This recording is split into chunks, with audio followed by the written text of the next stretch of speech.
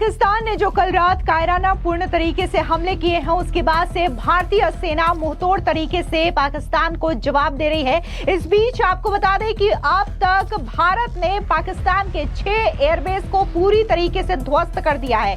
इस बीच बड़ी खबर सामने आ रही है पाकिस्तान के जैकबाबाद से, जहां पर शहबाज एयरबेस को पूरी तरीके से भारतीय सेना की ओर से ध्वस्त कर दिया गया है। दरअसल ये पाकिस्तान का सबसे खास एयरबेस बताया जा रहा था, क्योंकि यहीं से ही फाइटर F-16 के लिए उड़ान भरी जाती थी। लेकिन अब भारतीय सेना की ओर से जैकबाबाद के इस एयरबेस को ध्वस्त कर दिया गया है। वहीं दूसरी ओर बड़ी खबर सामने आ रही है भारत से, जहां पर देश के प्रधानमंत्री नरेंद्र मोदी ने एक हाई लेवल मीटिंग बुलाई है। आपको बता दें कि इस मीटिंग में रक्षा मंत्री Rajnath Singh, NSA Ajit Doval, CDS general Anil Chauhan और इसी के साथ ही तीनों सेना के प्रमुख मौजूद हैं। आपको बता दें कि जब से पाकिस्तान और भारत की स्थिति लगातार तनावपूर्ण स्थिति में है, उसके बाद से ही प्रधानमंत्री मोदी एक एक चीज का जायजा लेते हुए दिखाई दे रहे हैं और बार बार हाई लेवल मीटिंग कर रहे हैं, ताकि स्थिति को पूरी तरीके से जाना जा सके, समझा जा सके। कल शाम को ही प्रधानमंत्री मोदी की ओर से एक बैठक बुलाई गई थी और इस बैठक में भी कई सारी बातों का जिक्र किया गया था, जिसके बाद भारत ने पाकिस्तान के हर वार का मुंहतोड़ जवाब दिया है। और ऐसे में एक बार फिर से दोपहर में प्रधानमंत्री नरेंद्र मोदी की ओर से ये हाई लेवल मीटिंग बुलाई जाती है, जिसके बाद ये माना जा रहा है कि अब जिस तरीके से पाकिस्तान ने गैर जिम्मेदाराना हरकत की है, जिस तरीके से सिविलियंस को निशाना बना रहे हैं, कभी मंदिर को कभी गुरुद्वारे को निशाना बना रहे हैं, तो अब भारत रुकने वाला नहीं है, बल्कि पाकिस्तान को एक एक वार के जरिए मुंहतोड़ जवाब देगा। दरअसल जैकबाबाद के शहबाज एयरबेस में विस्फोट हुआ है, जिसकी तस्वीरें सामने आई है। आप देख सकते हैं कि कैसे पूरा का पूरा एयरबेस ध्वस्त हो चुका है, वहां पर धुएं के गुब्बार नजर आ रहे हैं। ये जो एयरबेस है वो पाकिस्तान के लिए सबसे ज्यादा खास माना जाता है। आपको बता दें कि ये स्क्वाड्रन 9 और स्क्वाड्रन 11 का मेन बेस है, जो दोनों ही F-16 का यहां से उड़ान भरता है। इसके अलावा आपको बता दें कि सुबह सुबह ही तस्वीरें सामने आई थी, जिसमें यह देखा गया था कि कैसे पाकिस्तान के प्रमुख एयरबेस को बकायदा भारत की ओर से निशाना बनाया गया जवाबी कार्रवाई में, जिसमें मुरीद एयरबेस, रफीकी एयरबेस, रावलपिंडी में नूर खान एयरबेस समेत 6 एयरबेस शामिल है। इसके अलावा तस्वीरें अब धीरे धीरे सामने आ रही है और देखा जा सकता है कि कैसे इन तमाम एयरबेस को पूरी तरीके से ध्वस्त कर दिया गया है। इस बीच रहीम यार खान एयरबेस की भी तस्वीरें सामने आ रही है। एक एक करके आप देख सकते हैं कि कैसे पूरा का पूरा एयरबेस ध्वस्त हो चुका है, नेस्तो नाबूद हो चुका है। वहीं जहां भारत ये मुंहतोड़ कार्रवाई कर रहा है, एक के बाद एक जवाबी हमले एयरबेस में अंजाम दिए जा रहे हैं। गौर करने वाली बात यहां पर यह है कि भारत जो है पूरी तरीके से संयम बरता हुआ है। एक भी सिविलियंस को पाकिस्तान के निशाना नहीं बनाया जा रहा है। सिर्फ और सिर्फ एयरबेस और आतंकी ठिकानों पर ही भारत ने अब तक कार्रवाई की है। इसके बावजूद पाकिस्तान पूरी तरीके से बौखलाया हुआ है। इस बीच आपको याद दिला दें कि जो तस्वीरें हैं सामने आ रही है, उससे अंदाजा लगाया जा सकता है कि पाकिस्तान का कितना ज्यादा नुकसान हो चुका है। वहीं पाकिस्तान जो है एक और अफवाह सुबह सुबह गढ़ने की कोशिश कर रहा था और ये कह रहा था कि कैसे भारत के कई सारे एयरबेस को पाकिस्तानी सेना की ओर से निशाना बनाया गया।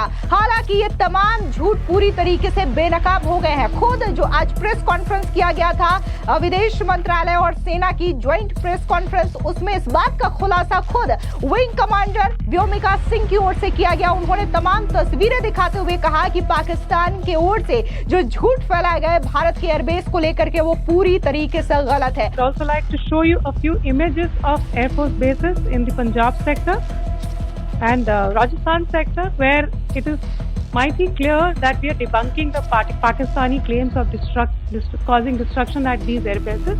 You can yourself see the normalcy in these air force stations. This is Sirsa, Suratgarh. The runways are intact.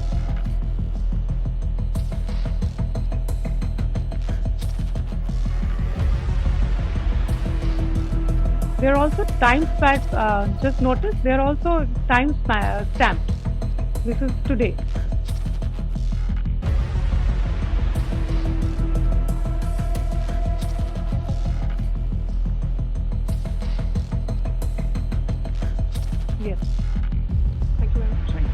आपको बता दें कि पाकिस्तान का base Shahbaz southern airbase command के अंतर्गत जैकबाबाद सिंध में बसा हुआ है। ये नंबर 39 टेक्निकल विंग है। ये पाकिस्तान द्वारा संचालित एक सैन्य बेस है और इसमें एक सिविल हवाई अड्डा भी है। ये अनिवार्य रूप से एक F-16 बेस है और नए F-16 के लिए लॉकहीड मार्टिन अनुबंध कर्मियों की मेजबानी भी करता है। बेस में नंबर 5 स्क्वाड्रन और number 11 MR multi role M16B squadron है। इसमें लियांडो और इसी के साथ ही हेलीकॉप्टर्स का संचालन करने वाला एयरबेस यूनिट है। आपको बता दें कि पाकिस्तान वायुसेना के पास टोटल 21 ऑपरेशनल हवाई एयरबेस है, जिसमें से 13 फ्लाइंग बेस है और 8 नॉन फ्लाइंग बेस है। फ्लाइंग बेस ऑपरेशनल बेस होते हैं जहां से विमान किसी भी वक्त उड़ान भर सकते हैं, फिर चाहे वो शांति का वक्त हो या फिर युद्ध का। इसकी तुलना में भारतीय वायुसेना के पास वर्तमान में लगभग 66 एयरबेस मौजूद है, जिसमें से 47 विंग और 19 FUV शामिल है। पाकिस्तान एयरफोर्स के ज्यादातर ऑपरेशनल बेस पूरी तरीके से फंक्शनल बेस हैं, जहां से विमान आम दिनों में भी उड़ान भरते हैं। और इसके अलावा जिस तरीके से जो तस्वीरें सामने आ रही है पाकिस्तान के अलग अलग एयरबेस से, ये तस्वीरें बताने के लिए काफी है कि हालांकि पाकिस्तान ने बौखलाहट में भारत में अटैक तो कर दिया, लेकिन अब भारत जिस तरीके से जवाबी कार्रवाई में एक एक करके वार कर रहा है, पाकिस्तान अब इसे झेलने के लिए पूरी तरीके से तैयार नहीं दिखाई दे रहा है। पाकिस्तान का काफी ज्यादा नुकसान होता हुआ नजर आ रहा है। इस बीच भारत और पाकिस्तान के तनावपूर्ण स्थिति को लेकर के क्या कुछ डिफेंस एक्सपर्ट प्रफुल्ल बख्शी का कहना है, सुनिए उनका ये बयान। जो हरकतें पाकिस्तान की तरफ से हो रही हैं, इसका मैं जवाब देता हूं कि पाकिस्तान को तो क्लियरली पता है उसको क्या करना है। उसकी डॉक्ट्रिन क्लियर है, उसके ऑब्जेक्टिव क्लियर है। अब वो थोड़ा सा इधर उधर की बात करके हम डरे हुए हैं, ये है वो है, और हम बड़े खुश हो रहे हैं कि पाकिस्तान डरा हुआ है। कोई डरा नहीं है, उसको सबका सहारा है, चीन का है, टर्की का है, सबसे वेपन्स मिल रहे हैं, सबसे उसको मिल रहा है। और इस समय पाकिस्तान की आर्मी को मौका मिल रहा है कि जनता को बता दे कि देखिए हम अपने देश को बचाने के लिए क्या कर रहे हैं। मतलब ये कि जनता जो उनको पर रोष पैदा कर रही थी कि तुम सत्ता में क्यों बैठे हो, वो उनको मौका मिल रहा है और इसका वो पूरा फायदा उठा के अब वो कोई कार्रवाई कर रहे हैं जिसको आप उकसाने की बात कर रहे हो। वो कर रहे हैं कि आप लड़ाई में भिड़ो, वो कर रहे हैं वो मतलब जिसको अप द एंटी कहते हैं। अगर वो डर रहे होते तो यहाँ तक पहुँचते ही नहीं। इसका क्लियरली मतलब है उनको पूरा का पूरा और उकसाए गए हैं और उनको बांग्लादेश, पाक, चाइना सबका सहारा है, टर्की का सहारा है, ईरान का सहारा है, सब वेपन दे रहे हैं सर। अभी हमास वालों ने मीटिंग करी थी कि किस तरीके से आप अटैक करो और जो तरीका निकाला था मैं आपको वो बताऊंगा। एग्जैक्टली उन्होंने उसको कॉपी किया हमास, और जो सीखा था किससे, इजराइल से सीखा था वो उन्होंने बेका वैली में, वो मैं बताऊंगा आपको। यही मेरा सवाल भी था कि लॉन्ग रेंज का इस्तेमाल बिल्कुल लॉन्ग रेंज का इस्तेमाल वो कॉमन है। अगर टारगेट को मेरे को डिस्ट्रॉय करना है और मेरा टारगेट को मेरा CEP यानी कि मेरी एक्यूरेसी बहुत अच्छी है, तो मैं बॉर्डर में क्यों घुसूं? मेरा एयरक्राफ्ट जाएगा बॉर्डर से 20 किलोमीटर इधर और 400 किलोमीटर की या 300 किलोमीटर की मिसाइल फायर करेगा एक्यूरेटली उनके उसके ऊपर, टारगेट के ऊपर। ये गेम है।